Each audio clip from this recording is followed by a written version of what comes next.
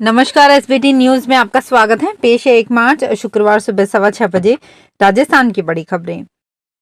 प्रधानमंत्री नरेंद्र मोदी ने कहा कि देश की जनता ने ही अब की बार 400 पार का नारा दिया है। जनता का ये विश्वास भाव विभोर करने वाला है।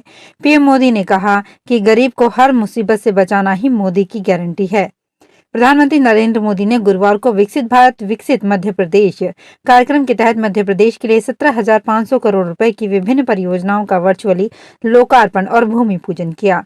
प्रधानमंत्री मोदी ने उज्जैन में विक्रमादित्य वैदिक घड़ी का भी शुभारंभ किया। साथ ही साइबर तहसील परियोजना की भी शुरुआत की। मोदी कैबिनेट ने गुरुवार 29 फरवरी को पीएम सूर्य घर मुफ्त बिजली योजना को मंजूरी दे दी। इस योजना के तहत 1 करोड़ घरों को 300 यूनिट मुफ्त बिजली मिलेगी।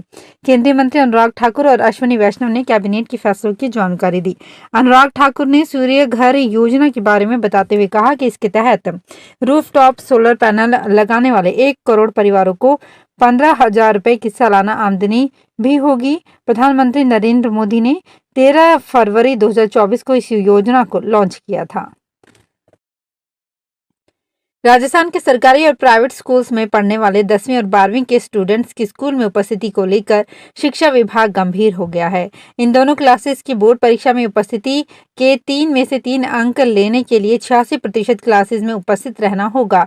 पहले 90% से ज्यादा उपस्थिति पर 3 अंक दिए जाने तय थे। इस शिथिलन के साथ विभाग ने साफ कर दिया है कि इससे कम उपस्थिति के बावजूद किसी स्टूडेंट को पूरे मार्क्स दिए गए तो संबंधित सब्जेक्ट टीचर और प्रिंसिपल के खिलाफ कार्रवाई होगी।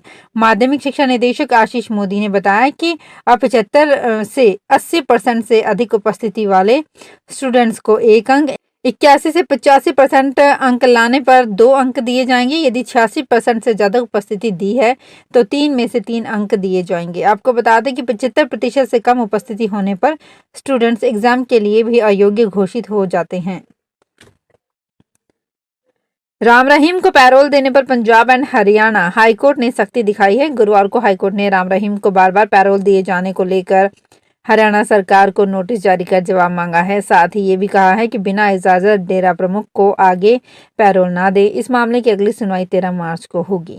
मीडिया रिपोर्ट्स के अनुसार इससे पहले भी सुनवाई के दौरान हाईकोर्ट ने हरियाणा सरकार को फटकार लगाते हुए कहा था कि वो इस मामले में जवाब देने से क्यों बच रही है। कार्यवाहक चीफ जस्टिस रितु बाहरी की बेंच ने हरियाणा सरकार से पूछा था कि जिस तरह समय समय पर डेरा मुखी को पैरोल का लाभ दिया जा रहा है उसी तरह दूसरे कैदियों को भी ये लाभ दिया जा रहा है या नहीं। डेरा मुखी पर सरकार जरूरत से ज्यादा मेहरबान तो है नहीं। ऐसे में बताया जाए कि किन कैदियों को इस तरह लगातार पैरोल मिली है। पोक्सो आरोपी को पैरोल देने के मामले में राजस्थान हाईकोर्ट ने महत्वपूर्ण फैसला सुनाया है। अब आरोपी उस शहर या गांव में पैरोल नहीं काट सकता जिसमें पीड़िता रहती है, चाहे वो उसी गांव या शहर का रहने वाला हो। तब भी पैरोल दूसरी जगह काटना होगा। फैसला राजस्थान हाईकोर्ट के जज जस्टिस दिनेश मेहता और राजेंद्र प्रकाश सोनी की बेंच ने दिया।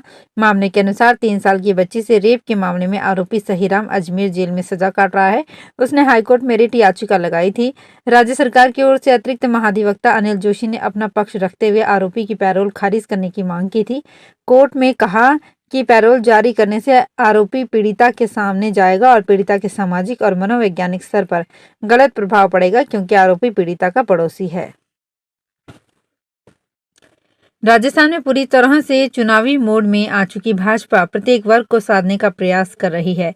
इस कड़ी में प्रदेश के किसानों के बीच पहुंच रहे हैं बीजेपी किसान मोर्चा पदाधिकारी और कार्यकर्ता। अगले 13 दिनों में बीजेपी किसान मोर्चा कार्यकर्ता 10,000 से अधिक गाँव में किसान चौपाल कर केंद्र की मोदी सरकार की योजनाओं की जानकारी पहुंचाएंगे। लोकसभा चुनाव के दौरान राजस्थान में मिशन 25 को पूरा करने के लिए बीजेपी पूरी ताकत से जुट गई है।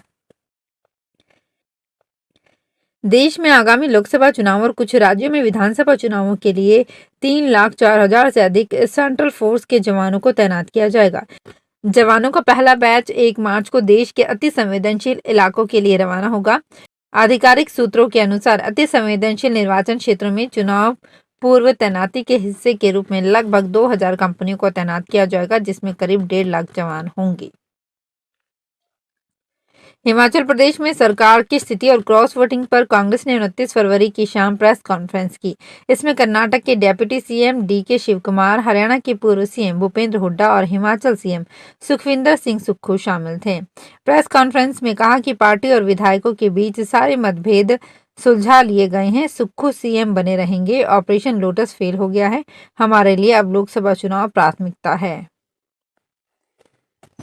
राजस्थान के शिक्षा एवं पंचायती राज मंत्री मदन दिलावर आज 1 मार्च शुक्रवार को 1 दिवसीय सीकर के दौरे पर रहेंगे। दिलावर सीकर जिले में होने वाले अनेक कार्यक्रमों में शिरकत करेंगे और भाजपा कार्यकर्ताओं से मुलाकात करेंगे। शिक्षा मंत्री बनने के बाद मदन दिलावर पहली बार सीकर जिले के दौरे पर आ रहे हैं। वे सुबह 8 बजे जयपुर से रवाना होकर 10 बजे सीकर जिले के धोद में आएंगे, जहां माजीपुरा के सरकारी स्कूल में सरस्वती प्रतिमा का अनावरण करेंगे। इसके बाद दोपहर 12:30 बजे राष्ट्रीय सेवा योजना के नेशनल इंटीग्रेशन कैंप का शुभारंभ करेंगे और संबोधित करेंगे। शाम 3 बजे वे सीकर से जयपुर के लिए रवाना होंगे। झालावाड़ शहर के एक ज्वेलर के यहां बिना हॉलमार्क सोने के जेवरात बेचने की शिकायत पर जयपुर से कार्रवाई करने पहुंची भारतीय मानक ब्यूरो की टीम को बेरंग लौटना पड़ा। कार्रवाई के विरोध में बड़ी संख्या में व्यापारी एकत्रित हो गए। गुरुवार दोपहर शहर के एसबीआई बैंक के पास स्थित एक ज्वेलर्स के यहां आधा दर्जन लोगों की टीम पहुंची और बिना हॉलमार्क के जेवरात बेचने का आरोप लगाते हुए जब्ती की कार्यवाही करने लगी। दुकानदार ने इस कार्रवाई को गलत बताया, लेकिन टीम अपनी कार्यवाही करती रही। सूचना मिलने पर मौके पर अन्य ज्वेलर्स और व्यापारी इकट्ठे हो गए, जिन्होंने कार्रवाई का विरोध शुरू कर दिया। व्यापारियों ने कहा कि केवल एक ही दुकान पर बिना नोटिस दिए कार्रवाई करना उचित नहीं है। विरोध बढ़ता देख मानक ब्यूरो की टीम वापस लौट गई। सूचना मिलने पर कोतवाली की चंद्र ज्योति शर्मा मौके पर पहुंची, लेकिन उनके पहुंचने से पहले ही टीम वहां से जा चुकी थी। जननी एक्सप्रेस 104 सेवा में लापरवाही पर झुंझुनू सीएमएचओ डॉक्टर छोटेलाल गुर्जर ने संचालक संस्था को नोटिस दिया है। सेवा प्रदाता एमईएस सर्विसेज राजस्थान जयपुर को 2 दिन में सभी 104 गाड़ियों की मरम्मत सर्विस करके अपना स्पष्टीकरण प्रस्तुत करने के निर्देश दिए हैं। साथ ही सभी बीसीएमओ को भी सभी गाड़ियों के निरीक्षण पर खराबी वाली गाड़ियों को ठीक करवा कर अवगत करवाने के निर्देश दिए हैं। जयपुर के हवा महल से भाजपा विधायक बाल मुकुंद आचार्य ने कहा, जितने भी बाहरी राजा भारत में आए थे उन्होंने देश को लूटने का काम किया है। इन लोगों की वजह से हमारे देश में कई परंपराओं में बदलाव किया गया।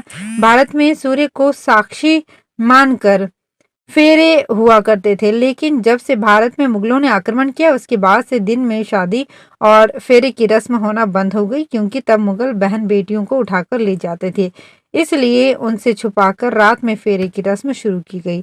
उन्होंने स्कूलों के सिलेबस से मुगल शासकों को हटाने की बात कही है। कोटा में चार्टर्ड अकाउंटेंट की कार चोरी होने का मामला सामने आया है। बदमाश खुद 20 लाख की कार में सवार होकर आए थे और करीब 3 घंटे इलाके में राखी की थी। इसके बाद गाड़ी को लेकर गए। बदमाश इतने शातिर थे कि उन्हें पता था कि कार में जीपीएस ट्रैकिंग सिस्टम लगा हुआ था। 6 किलोमीटर दूर जाने पर बदमाशों ने गाड़ी का सिस्टम ऑफ कर दिया। सीए पंकज कुमार शुक्ला ने चोरी की शिकायत कुन्हाड़ी थाने में दर्ज करवाई है। कोटा में बेटी बाहर निकलती थी तो नाखून देखकर लोग उसे ताने देते थे। स्कूल में उसकी सहेलियां भी चिढ़ाती थी। नाखूनों के कारण वो ना तो पेन पकड़ पाती थी और ना ही कोई काम कर पाती थी। विकलांग प्रमाण पत्र बनवाने के लिए स्पीकर ओम बिरला से मिले थे। तब उन्होंने कहा कि बेटी का इलाज करवा दूं।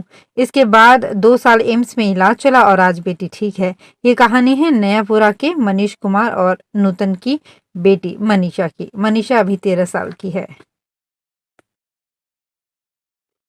अलवर के राजकीय उच्च माध्यमिक विद्यालय ग्राम दिवाकरी में वित्तीय जागरूकता कैंप का आयोजन किया गया। कैंप के दौरान छात्र एवं छात्राओं को वित्तीय जागरूकता के बारे में जानकारी दी गई।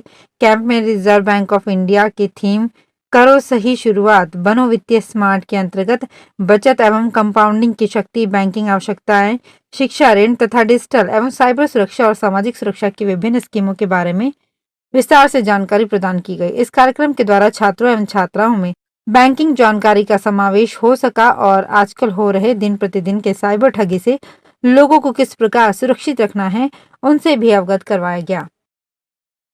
तो फिलहाल खास खबरों में इतना ही। ताजा खबरों की जानकारी के लिए देखते रहिए एसपीटी न्यूज। धन्यवाद।